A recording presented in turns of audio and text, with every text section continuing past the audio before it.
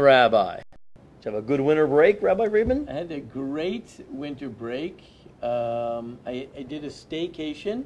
A staycation. A Wow. staycation, and I cleaned out my garage. My garage is spick and span. As a matter of fact, as I left the door open and a leaf blew in on the floor of my garage, I just was outraged. I ran, got a broom, and swept it out of there. Wow. Just so beautiful to see this garage. Unbelievable. Wow. I never saw it before. A staycation. I like that. Yeah. You get things done. That's good. Yeah, that's right. All right. Well, we're back, though. We are back on the show, and it's 2016 in here, and we're ready to roll. Right. And, thinking about something here, Rabbi Friedman, think about Hollywood. I know you're a big Hollywood guy. I know you watch a lot of movies, all those VHS things you get stored in your garage that I guess you cleaned up and everything. Right, that's right. You're a big movie guy. Every movie I've decided, I've done a lot of thinking here, every successful movie pretty much has the same plot. Whether we're talking about a sports movie or a war movie or any other kind of movie, the same thing. Rags to riches, worst to first. You got the guy, the fighter, and he's the worst guy, and he makes it up that gets the big title bout against the champion, and he wins. It's always worst to first. I'm thinking, I know your favorite genre, you and I talked about in movies, teen movies. Teen movies, I know, is your favorite genre. Right. Here I can tell you every teen movie right now. Ugly Duckling becomes beautiful. Right? I'll tell you the whole story how it works. Here's the typical teen movie, because I've watched many of them myself. There's a nerdy little guy. He's got the glasses, big thick glasses, but a piece of tape in the middle with his glasses, hair really combed, kind of weird, shirt tucked in, dressed like a nerd. Him and his nerdy buddies walk into high school on the first day, and he sees a pretty girl. He wants to go talk to her. He gets up the courage. He walks up there. He's carrying his books like this. Right when he's about to talk to her, here comes the football player, the jocks, knock his books out of his hands, throw them down the ground, and everybody, including the girl, laughs at him. Right. That's how it works. Right. She walks away with the football player, and as she does, she kind of looks over her shoulder at him. Right. So, I told you. I knew you watched these movies. Right. And that's how it works. The high school in movies always has a caste system, like an Indian caste system. The jocks are on the top, then maybe you have the drama guys, way down at the bottom, and the nerdy guys. Right. They're the lowest form of society in the high school. Somehow, in the middle of the movie, this nerdy kid gets his break. He starts to make his move up. Somebody maybe helps him out, takes his glasses off, combs his hair differently, dresses him differently. He makes it into the club. He moves up and assimilates into the top of society. He gets there. And it's all great. And, whether it has happened, whether they let him in because they're using him, maybe because his parents are going to be out of town, they're going to have a party. They set up the big party, they get it going. And guess what happens? Now I'm in the top. He blows off his friends down in the bottom. He does something immoral. He was supposed to go to the math debate with his friends. He forgets to tell them about it. He goes to the party and can't tell them about it. It's a horrible situation. But I made it. And then he realizes it wasn't what it was supposed to be. He shouldn't have done that morally wrong thing. He goes through redemption, of course, because they probably ruined the party. It was all a fake anyway. Right. He gets redeemed, goes to his buddies at the end, and his buddies move up the top, all of them together. The nerds rise to the top, and that's the end of the movie, and they succeed. Lesson done, bottom rung, top rung, and that's how it works. Every single movie. Now, I realize now what this is all about. Jews are in Hollywood. And I think what's really happening, the Jews over and over in every single movie are telling their story. Whether it's a sports movie, the Brady Bunch, or this, they're telling the story. Here we were, the bottom level of society, slaves in Egypt. You couldn't get any lower than that. But wait a minute, I think we can assimilate. I think we can make it to the top. God takes us out of the desert. Look at us, we're the great. We finally made it, but then we go take a calf. We take a golden calf, we build the golden calf, everything's bad. Finally, we redeem ourselves and look at the story, we move up to the top. That's why every movie's like that, because Drew's right. Every movie in Hollywood. You know what? You're right. 100%. Wow. You're 100% right. Never said this before. Not only you're 100% right. There's only one thing left for us to do. What's that? Just to go through the stages and take the story and just explain what the parallel is to the big picture. Okay. But I just want to add in one thing. And the reason that you're right is because that is the story of the Jewish people, and in truth, the story of mankind. And therefore, it is no surprise that every person that decides to come up with a movie and write a book or do a play, they keep playing out this same scenario. It works. Because that is the essential scenario of mankind. Yep. It's not like some guy got, some novel idea or he's so imaginative. No, he knows, we innately understand that this is what life is all about, and therefore we keep retelling that story in a zillion ways, and the big picture plays itself out in all kinds of smaller settings. It's just like the story of the world and mankind plays itself out at, PS or HS 164 in Roanoke or whatever it is, right? Right. Every place, every little society and every group, they're all playing out that same story. Yeah, over and over again. So let's do it. I'm ready. Let's just do the story. Let's discuss it. All right. Hey, here's the starting point. When you're talking all things Jewish, there is one big starting point. I mean, of course, there's creation. Right. Okay? There's creation. And you remember, of course, God's got to have a purpose. God doesn't just do it for the heck of it. So why does God create man?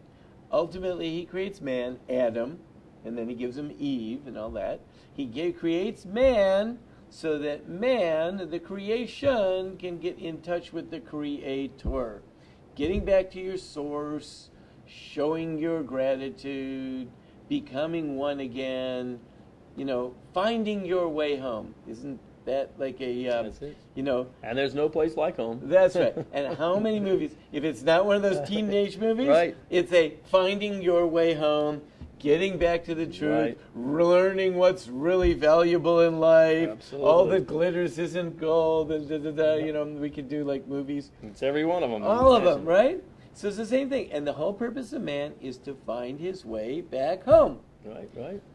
So therefore, what is the first and most significant episode that comes up? That would be the eating from the fruit. That's when we leave home. Yeah. The tree, right? Because you got to leave home To get back to it. to get back home. So the opening scene early on in the movie, there's got to be that mess up, which will now give us reason to have the next however many hours or millennium of the movie to get back home. So the mess up is the eating from the tree, because God gives them only one instruction. There's only one thing that you're not supposed to do.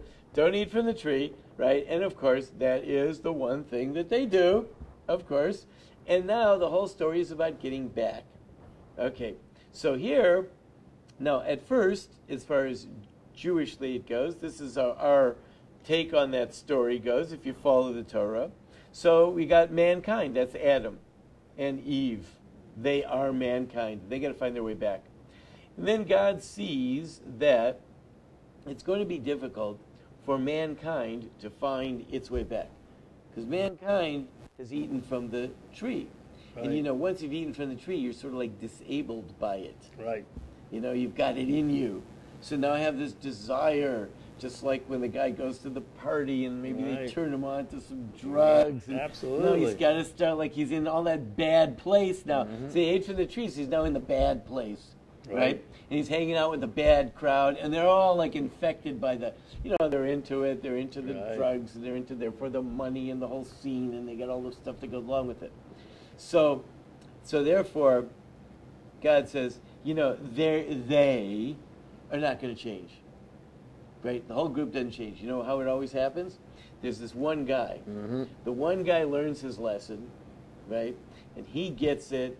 He goes through whatever trials and tribulations, and he gets it, and then he comes back, and he saves the whole group. The rest of He saves the rest of the group, says, come on, guys, what we got to do, and then they all go like, wow, yeah, we can do it, and he like rallies the team behind it. But it's always that one guy has got to get the message, right?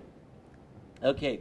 So that's the Jewish people. That's us, huh? Yeah, that's us. We're the guy, right, that was really destined to do all this good stuff and then got off track.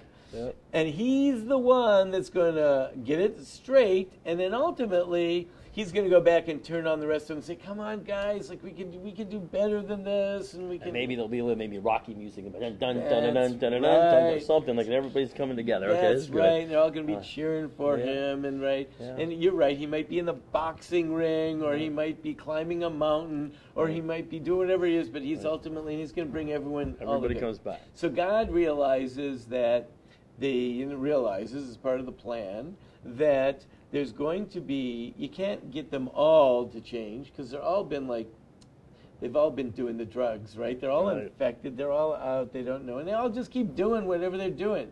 But one guy can get it, and then he can turn them all on. So that's the Jewish people. Okay. So he's got this Jewish people planted, and he creates them. Now, how does he create them? So there you got the Abraham, Isaac, Jacob thing. Okay? That creates the seed. Abraham, Isaac, Jacob, that's the seed that is planted. From that seed comes a people. Abraham, Isaac, and Jacob, they're not a people. Right. They're like the seed, the root of that people. But from them comes a people. So if you're following along in the book, Right. okay, so we had the people were put there, Adam was put there, Adam messed up, ate from the tree. Okay, how are we going to fix this problem? We're going to get certain individual is going to rally all the people. So God finds the individual, Abraham. Abraham, okay. Abraham is like expanded into the Isaac and then even improved in the Jacob version. And now he's got the seed ready. So close book of Genesis. Okay. Open book of Exodus. The seed, the Abraham, Isaac, or Jacob individual, the one, Jacob, becomes 12 tribes. The 12 tribes become 70 Right. people. Going down 70 in people Egypt. go down to Egypt. Okay, that's Right. significant. That is very, very significant. Okay, that the one becomes 12 becomes 70. Okay, we could really spend a lot of time talking about those numbers, but 1, 12, 70, and ultimately we're headed for 600,000. Right. Those are, if you want to play Judaism by the numbers, Right. Right. Judaism by the numbers it's 1, 12, 70, and 600,000. Don't make these your lottery numbers. I don't even know if you can do the 600,000. That's right. That's right. Right. Okay. So now these are significant. So 1, that's what it starts with. Be that Abraham or the improved Abraham version, which is called Isaac, or the improved Abraham Isaac version, which is called Jacob. But that's 1. Okay. Then he becomes 12. 12 sons. 12 tribes. Okay. So 12 tribes are like 12 branches. Each of those branches represents a certain strength. A certain strength. Right. Okay. Between the 12 of them, they will be able to create a nation. But they are 12 different strengths. It's 12 different strengths. We'll call it like a sprout. The thing sprouts, and then 12 branches come out of it. Okay? So Jacob is the sprout. He's the thing, the root in the ground. Sprouts out, 12 branches. But the branches are still just branches. They are 12 really individuals. They become a nation when they get to 70. Right. When they right. marry and have children, and then they are 70. 70 children came down to Egypt. 70 is significant. Why is 70 significant? So in Judaism, we talk about the fact that there are 70 nations in the world. Okay. 70, in general, anytime you have a number, it's got zeros on the end, you can pretty much ignore the zeros. Go to the first. Look at that first digit. That's the key. The first digit is the key. And we know that when God created the world, 7 days. 7 days. Yep. 7 days. That's God's complete set. That prime number 7. So he created the world in 7 days. Okay? When you make something whole and complete, you have a day, and then another. When you have a group of days, your first group of days is 7. 3 days doesn't mean anything. 4 days doesn't mean anything. 7 days is now a group of days. 7 people would be like a group of people. 70 is when you take it from individual and you bring it into mass form. Okay. The first mass of Israel is 70. You got 70. That's where we talk about that there's 70 nations in the world. There's 70 languages. 70. Okay. Now I got 70. That is the nation in its first smallest size. Right. Okay. They go down to Egypt. Now, what is Egypt all about? And what we're talking about this is because these are the Torah portions that are being read in synagogues right now during these weeks. Last week we read about we started the book of Exodus. We read about going down to Egypt. And this week we're going to start reading about the 10 plagues, and ultimately next week we're going to be reading about the Exodus, and more of the plagues, and then the Exodus, and so on and so forth. So during these stretch of about 5-6 weeks, we're reading about all this stuff in the synagogues. That's what I'm talking about. They go down Egypt. What is Egypt? Egypt is the most degenerate place in the world. Right. It's the most degenerate place in the world. And Egypt is the classic place. If you're going to break out, you got to be in the worst spot. Well, Back to the movie, right? Like high school. Right. Egypt's you like high always school. got to be in like this impossible situation, Right. Where nobody gets it, Yeah. everything's going against you, Yeah. the pressures are humongous. You got everyone on you, and it's not a nurturing, helpful environment. Yeah, it sounds like my high school. Right, high school is always Yeah. portrayed as being Right. like a hostile environment. Right. You never have the kid goes to a nurturing, helpful No, high school. no. Never. If they do, they don't make movies That about movie that. is not released yet. Right. Right. So he goes to this really hostile environment. The most hostile environment God could find, Egypt. Yeah, right. Says, you gotta go to Egypt. This place is totally antithetical to anyone making anything of themselves. If you want to rise above it, if you want to get back to your source, Egypt's the worst place in the world to do it. So therefore, We go to Egypt. that's where we're going. Right. Where is the worst place for you to be successful? Egypt. That's where we're going. Makes sense. Got to. Makes more drama in the It story. does. The movie's got to sell. Right. So they go down to Egypt, and I'm liking Egypt this is already. degenerate, and everyone's into all kinds of sorcery and magic and debauchery and all types of stuff. All of the degeneracies that we are familiar with in our society were considered to be standard practice. Right. That's how things worked in Egypt, right? Right. The Talmud talks about Pharaoh. It describes him in figurative terms. Right. But the Talmud describes him as that his male member was as large as he was. What is that basically saying about the guy? It's just like that's all he was. That's all I cared about. That was like his whole identity is like.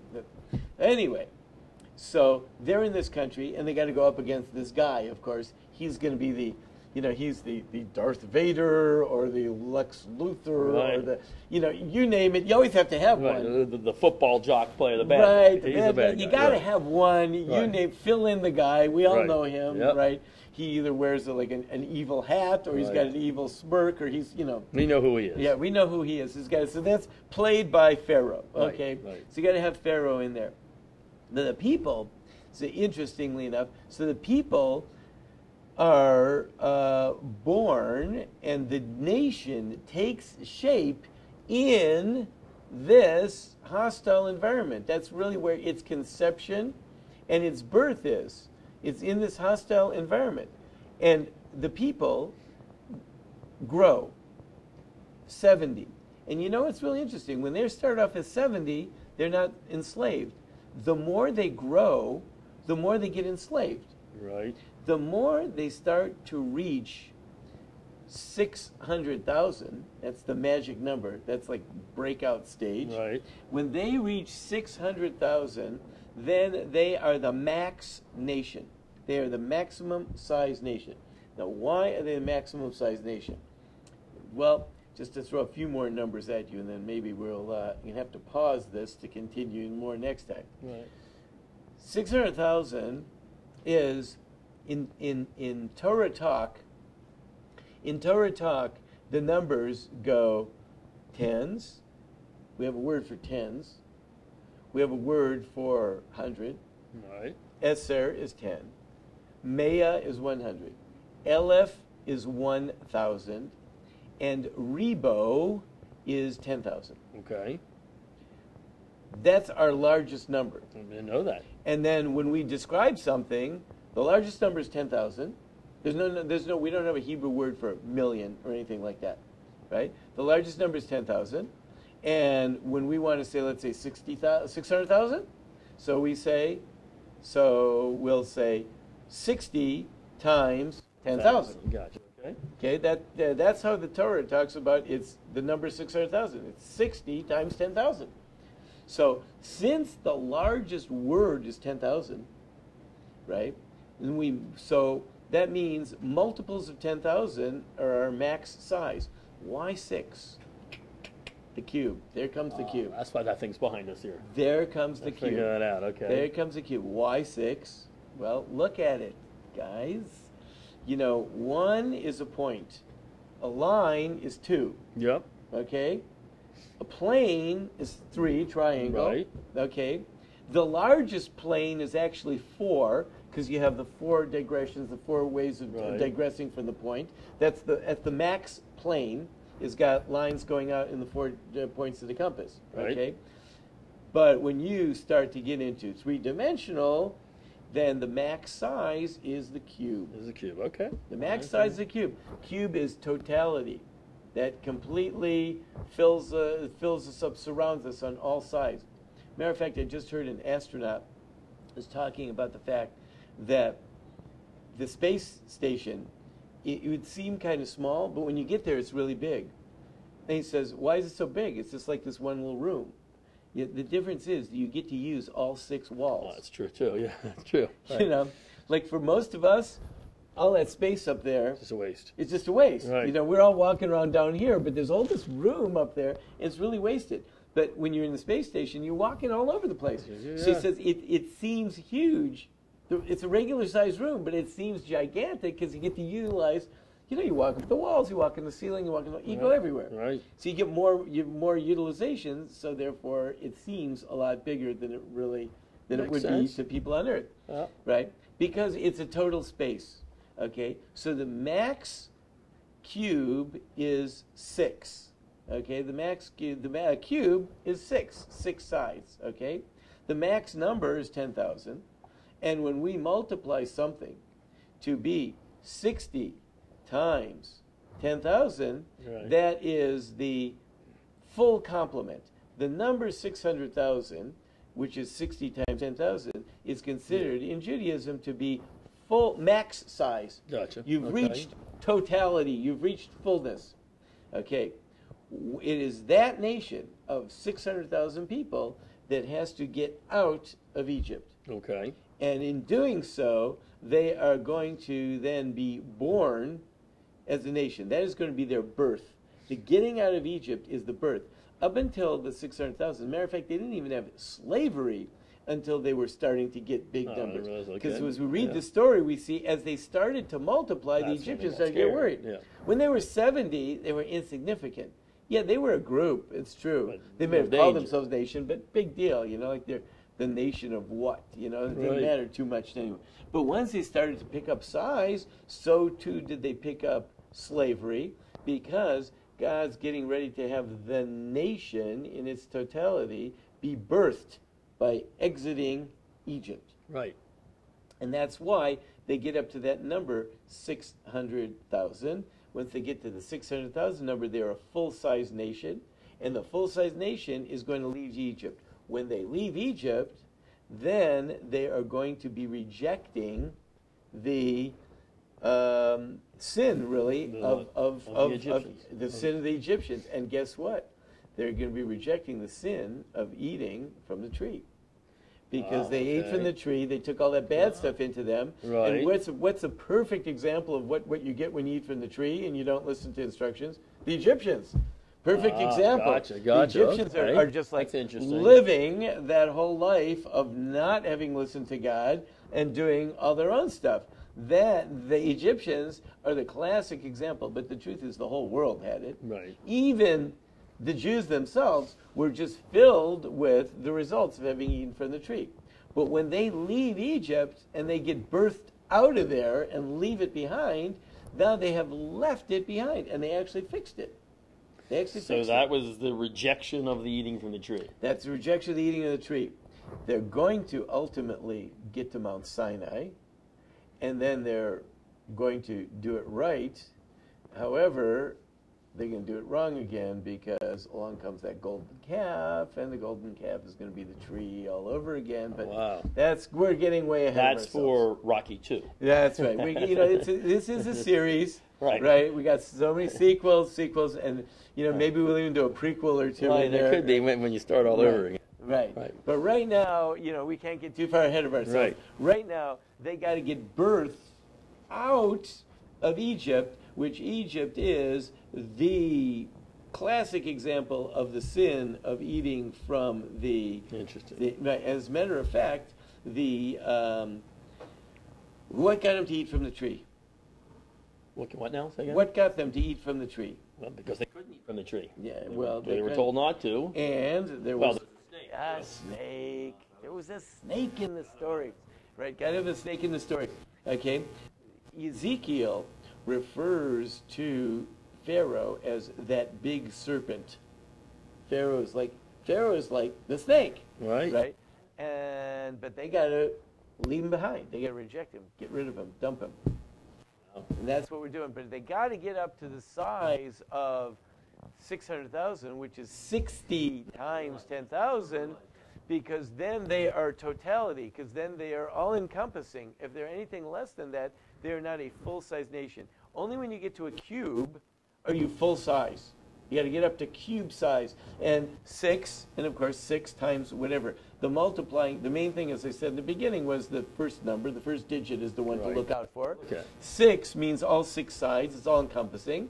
And when you get up to 6 times 100,000, or 60 times 10,000, then you are a full-size nation.